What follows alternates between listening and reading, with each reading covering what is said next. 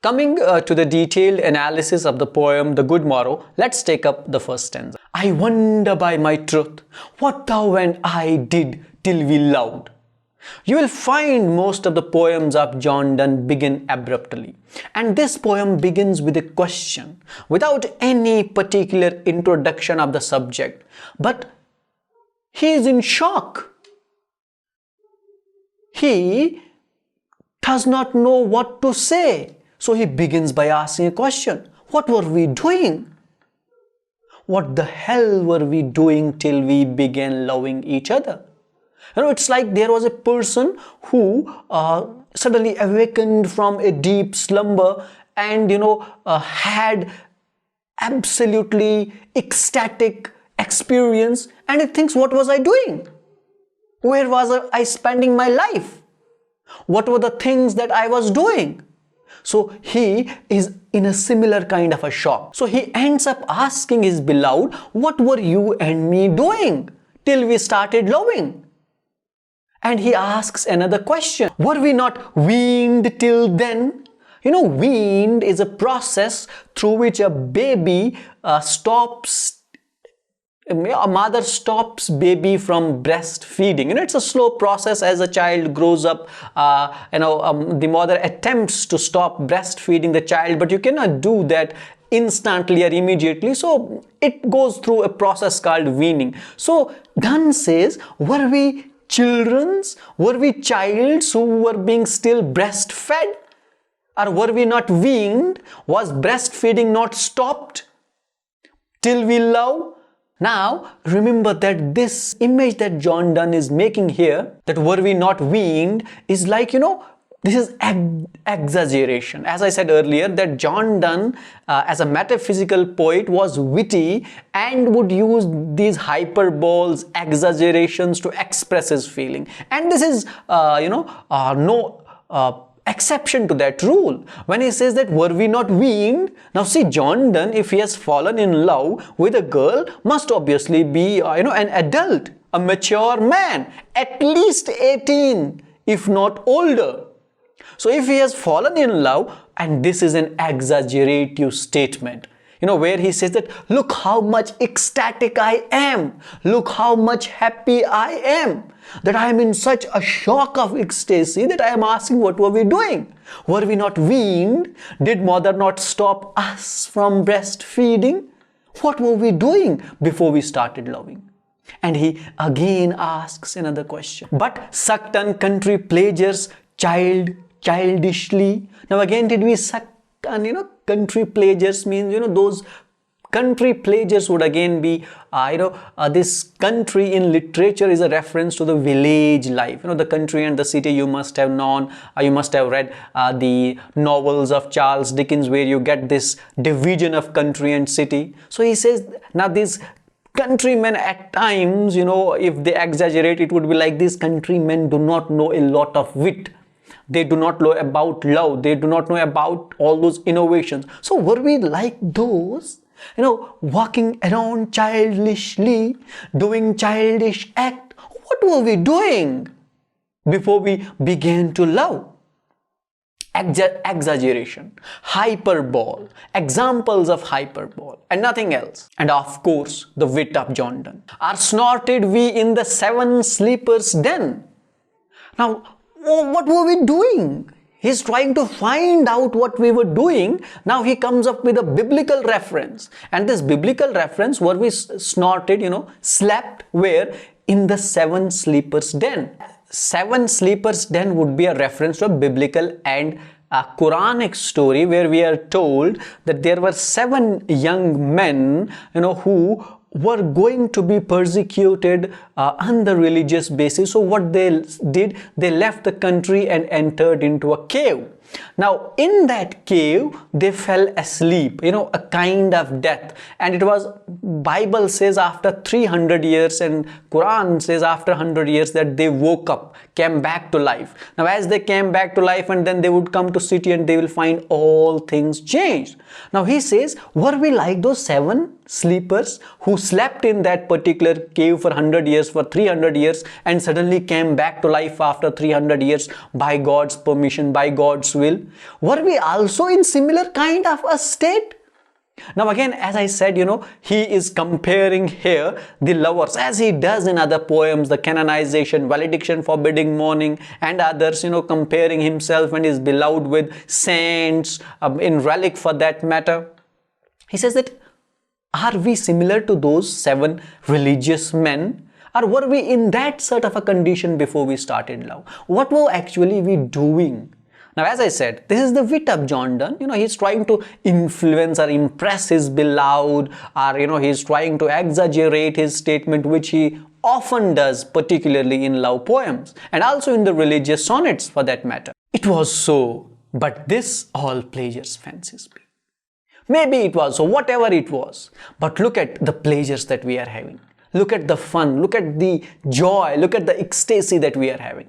It's like, we would have dreamt of, which we would have thought in our fancies, in our imagination. That's the kind of ecstasy, the kind of joy that we are getting after we fell in love with one another.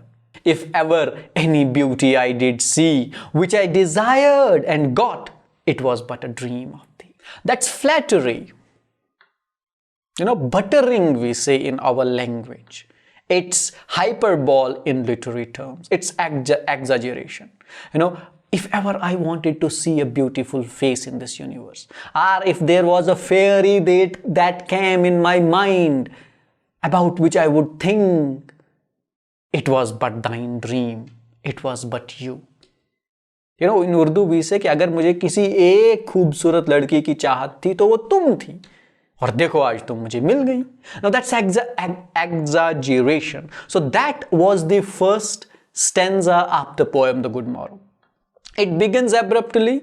It begins with poet speaker being in a confused state and trying to find an answer. What did he and his beloved do before they started loving? And then he gives you various options what they did. Were they not weaned? Did they live their life childishly, or did they sleep like the 7 sleepers in the den? Whatever they did. And then he changes the subject towards the end of this stanza and says that your beauty has impressed me, made me so ecstatic. If there was one beautiful face that I wish to see, it was thine, it was yours. That was the first stanza of the poem The Good Morrow. Coming to the second stanza of the poem The Good Morrow, and now good morrow to our waking souls. Smilingly, good morrow, good morning to our waking souls. We have had new life. We are having a new experience after we have fallen in love. All those things that we did, whatever we did, he doesn't know. Even if he gets an answer, someone tells him that you were not weaned, fine, I was not weaned. But at least now I am. Now I am adult, I am mature, I am in love, and I am loving this. So good morning. Let's begin this new innings of our life with more joy, with more enthusiasm, with like ecstasy, which watch not one another out of fear, for love. All love of other sights controls. Now, we have come closer and we look at each other and there is no fear in us. Now, this fear would be of various kinds. When John Donne is writing, the society must not have been that liberal. But he thinks that they are adult enough to be in one another's company. And now there is no fear. The society may not raise questions upon their union. So it's a love wherein there is no fear, wherein there is no perhaps trouble that would separate them, that would keep them away from one another, and makes one little room and everywhere. And he says that since we have come together, we have created our own world. Now this one little room everywhere would be a world of their own, and this world is separated, is different from rest of the world, and now they are in such a bubble where they are not concerned about the rest of the world. Now such kind of imagery you will also find in the sun rising, and a similar kind of idea does he speak here, does he take up here, and where he separates himself, aligns, alienates himself from rest of the society and thinks that I and you are sufficient to make up a world of our own. Let's see, discoverers to new worlds have gone. And now that is the explanation of this. The sea discoverers, back then when John Donne was writing, most of the travels would be done through sea. People, went on long voyages to discover new lands. He says that let these sea discoverers do the things like discovering the world. I have achieved everything. Again, the exaggeration. I don't need to be a discoverer. I don't wish to see the world. I have seen you, and that is all. Now we will leave these things to them. Let maps to other worlds and the worlds have shown. Maps to others. Map is an interesting thing here. A very, controversial for that matter. Critics have made different opinions about it, but cartography and mapping, use of this word, is again a common thing in John Donne's poetry. He has written a hymn to his to three-personed God, the Father, and he also makes use of the map in that particular poem. And why is map important? Today, you perhaps might not get that much, happy by looking at a map, because now we have those satellite images on our mobile phones and hardly do we take care of the maps. But back then, map was an important, important thing, an important document, and not many people had access to map. Now if someone had access to map, he would be very happy, because on the map he would see different routes, he would see new world. Perhaps he would have an easy access to that world if he wants to. So getting an access to a document like map was very essential or important for that matter, or a great thing. But then he says that I even do not need maps. And if someone comes up and shows to me that this is a new place that we have recently discovered, I'll tell him, go and show this to someone else. I am not interested. I have got my own world here. That is me and my beloved. And this world is sufficient for us. Now all other, wishes, desires, are out of sight, out of mind. We need just nothing. Now as I said, this is the exaggeration, hyperbole at its peak, wit of John Donne at its peak. And he says, let us possess one world, each hath one and is one. Now if there are two worlds, now these two worlds would be like this world and the hereafter are these two worlds would be, for example, the world wherein John Donne lives and the world which is to be discovered, whatever it be. He says that even if there are two worlds in the world, we are not interested in those two worlds. He says that let's divide a world between you and me. You, one world, I, the other world, we come together and make one world. Wit of the John Donne. If you read the poem The Sun Rising, there you will say, in that particular poem says that she is all states and I the king. He makes his beloved the world, the universe, and himself becomes the ruler of that particular world. Now here what he does, he divides himself and his beloved into two different hemispheres for that matter. One his beloved, the other himself, and they together make a complete world. Now if they make a complete world, they don't need new discoveries, they don't need maps, they don't need new places to be shown in new maps. No, he says let these things be for those who do not love. We love, that is sufficient for us. We love, that is enough for us. Rest for the others, those who do not love. That was stanza 2 of the poem The Good Morrow. What you have seen in these two stanzas is that John Donne is flattering with his beloved. He's even flattering with the readers for that matter. He is trying to show two kinds of things. He knows about discoveries, he knows about maps, he knows about Bible. But knowing all these things, he is an ecstatic lover. So he tells you that John Donne is not very old, is not very aged. He may be well versed with the Bible, with the myths of the Bible, with the stories of the Bible. He must be aware about the scientific discoveries, the other discoveries, yes, for sure. So he says that I am a learned man, but I am a great lover too. And for that matter, I can impress my beloved with all the wit that I have. And the wit of John Donne is famous in English poetry. So we come to the third and last stanza of this poem. It reads, my face in thine eye, thine in mine appears, and true plain hearts do in the faces rest. Now just imagine the posture that they would be sitting in. His beloved face to face to him, and they are seeing in each other's eyes themselves. He sees his face in the eyes of his beloved, and his beloved sees her face in the eyes of the John Donne.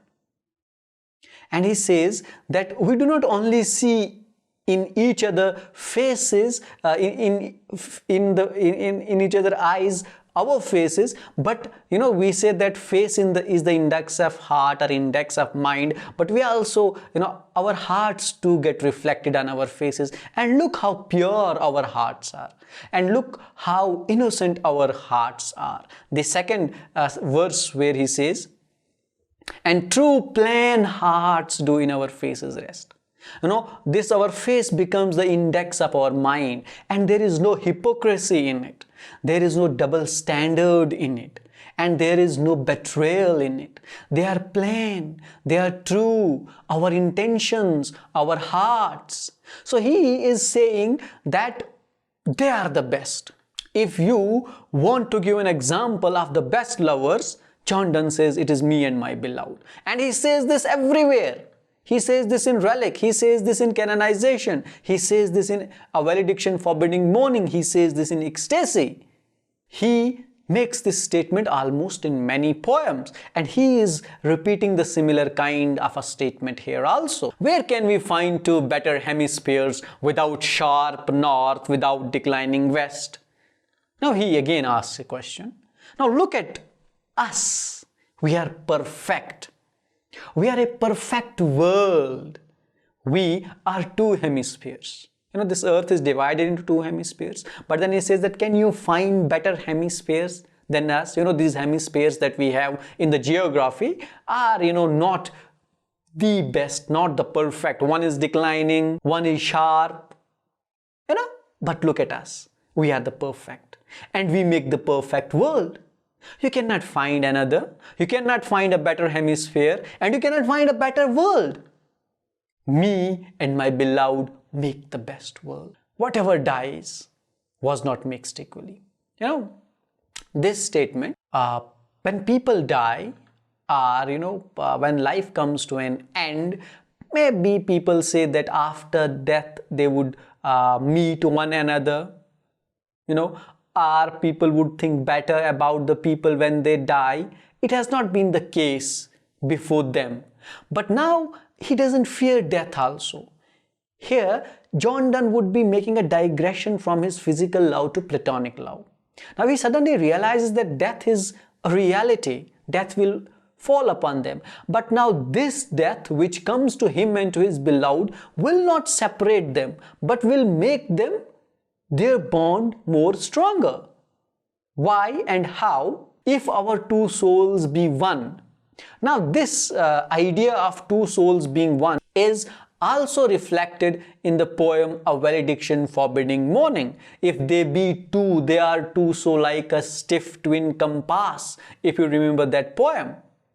And here he also says that why will we not be divided or separated by the death also, or why we would be mixed or together even after death, as not most of other people are, because if we are one, if our souls are one, and how would our souls be one? Are thou and I love so alike?